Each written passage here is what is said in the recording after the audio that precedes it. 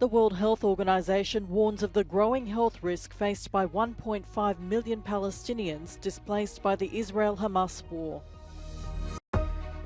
The Israeli Prime Minister doubles down on his pledge to continue the war with Hamas until hostages are released. Calls for an immediate humanitarian pause. The French president reminds Israel of its responsibility as a democracy at a top-level conference on aid for Gaza. These are the living conditions for many Palestinians displaced by Israel's war with Hamas in the Gaza Strip. The UN says at least 1.5 million people have lost their homes or been forced to leave them. Some are staying in UN-run facilities, others are living on the streets.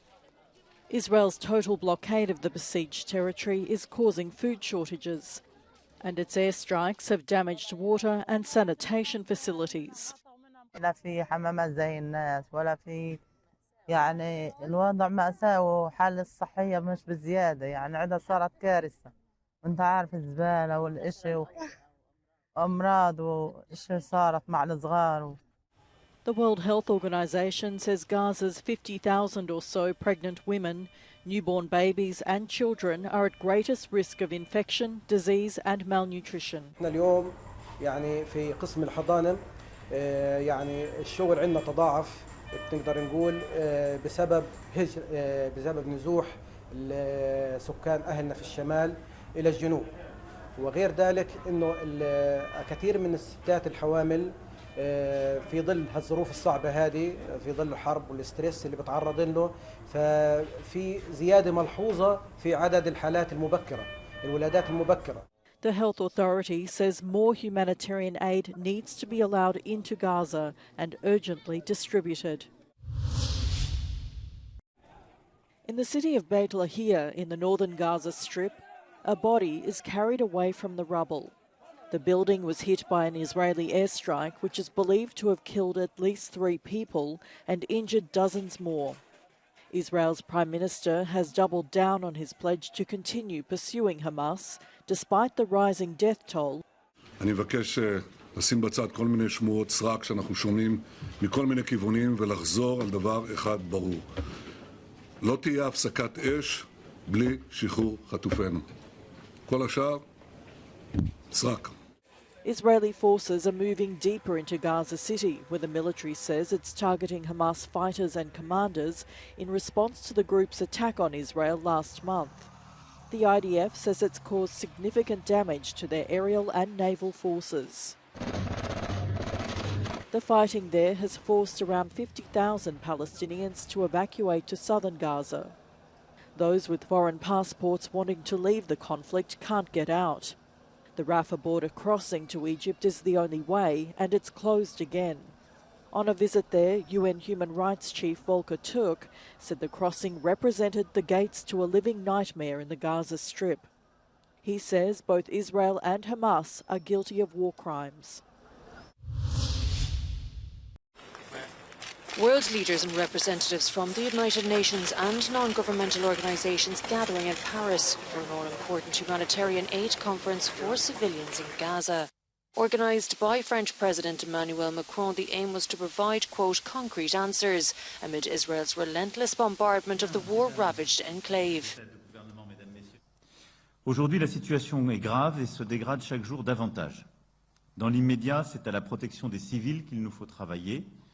Il faut pour cela une pause humanitaire très rapide et il nous faut œuvrer à un cessez-le-feu. Celui-ci doit pouvoir devenir possible. We must step back from the brink of a spillover before it's too late.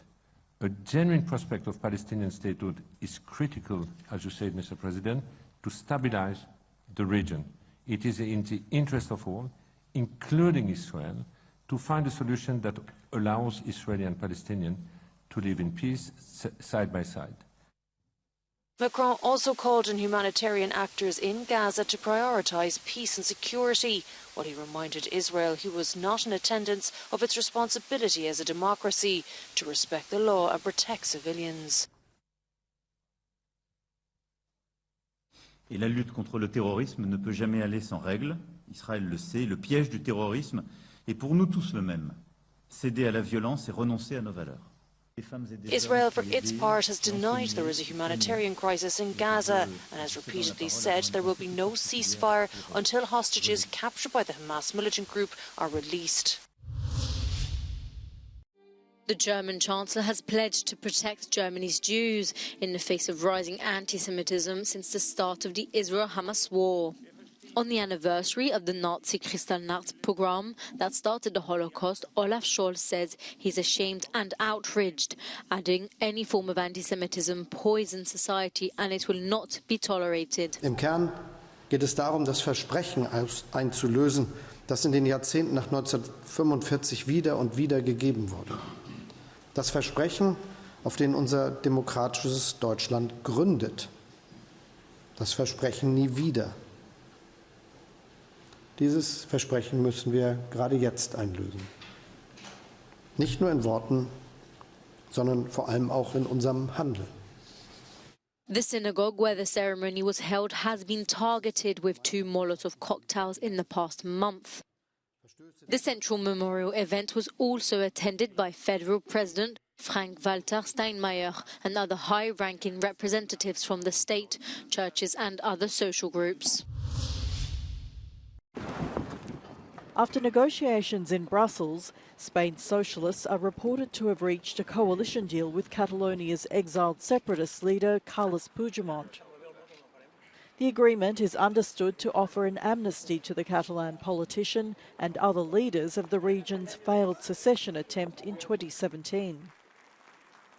In exchange, Socialist Prime Minister Pedro Sanchez will get the backing of the Separatist Party's MPs in Parliament to form a government, though with a slim majority. The Socialists came second to Spain's main Conservative Party in July's general election, but was better placed to forming a governing alliance than the centre-right bloc. The prospect of a deal offering an amnesty to the convicted Catalan separatist has provoked fury among nationalists who've been protesting outside the party's headquarters in Madrid.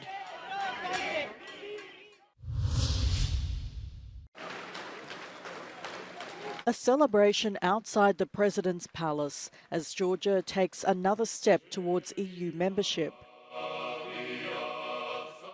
18 months after asking to join the bloc, on Wednesday, the European Council recommended that the country should be granted candidate status. რამე თუ ამ შეუპოვარ სამშობლოს სიყვარულზე დგას ჩვენი წარსულიც და ჩვენი მომავალიც. ეს არის ჩვენი პასუხი რუსეთს, ეს არის ჩვენი პასუხი ოკუპაციას. To gain full membership, Georgia still has to reform its foreign policy sanctions, improve press and court freedom, and push back against false information and political polarisation. მე არ ველოდებოდა ჩემს ცოცხალ შემასრულებსწრებოდი. სულ ამაზე მოცლებობდი, მაგრამ იმდენად ძიმეთ მიდიოდა ყველაფერი ბოლო 30 წელია, რაც დამოუკიდებლები ვართ, რომ სულ მქონდა განცდა, რომ შორეული მომავალია და აღტაცებული ვარ ქართული ხალხი, საქართველოს მოქალაქეებით, რომელიც მიაღწიეს ამას, ესაც ამშოლოვანი ულოცავ ყველას. ეს არის ჩვენ შევდივართ იმ ოჯახში, რომელსაც მივისწრაფოდი მთელი ჩვენი ცხოვრება. ჩვენთვის დღევანდელი გადაწყვეტილება არის მნიშვნელოვანი, რომ ევროპა ჩვენთვის არის თავისუფლება, დამოუკიდებლობა და ამიტომაც არის ამ კრიტიკულ სიტუაციაში ასეთი მნიშვნელოვანი დღევანდელი გადაწყვეტილება. მამიკო, სად მივდივართ ჩვენ? ევროკავშირში მივდივართ მართალია. EU member states are yet to sign off on the Council's recommendation. That decision will come in December. Georgia's government has faced mounting international criticism over a perceived backsliding on democracy and engaging with Russia. In September, top EU diplomat Josep Borrell said it had to work harder to align with EU policies.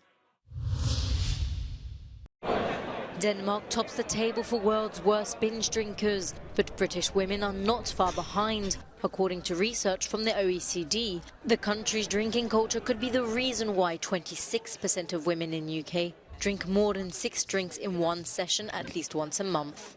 This is the equivalent of 6 10-centilitre glasses of wine or 6 half pints of beer. The harmful use of alcohol is estimated to be a factor for more than 200 diseases and injuries. Turkey, Italy and Greece have the lowest numbers of binge drinkers. The French government has launched a new initiative to crack down on school bullying, an issue it has made a top priority. On a visit to a school in Paris, Prime Minister Elisabeth Borne and the President's wife Brigitte Macron promoted a new video explaining how parents can be more aware of the signs of bullying.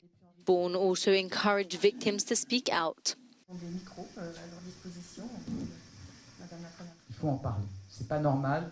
Aucun élève ne devrait venir au collège, au lycée, en ayant peur de venir. Et donc il faut en parler.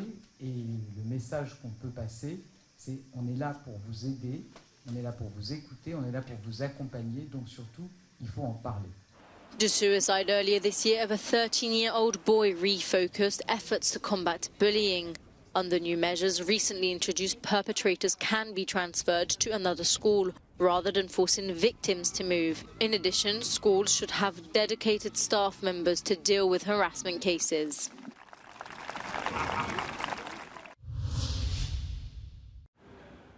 One of Pablo Picasso's best-known paintings, Femme à la montre, or Woman with Watch, has been sold at an auction for the equivalent of 130 million euros.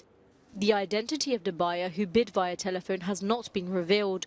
The 1932 piece depicts the Spanish artist's muse, Marie-Thérèse Walter. It had been owned by wealthy New Yorker Emily Fisher Landau, who died this year at the age of 102. The painting, along with several masterpieces by other artists, had hung in the living room of her Manhattan apartment.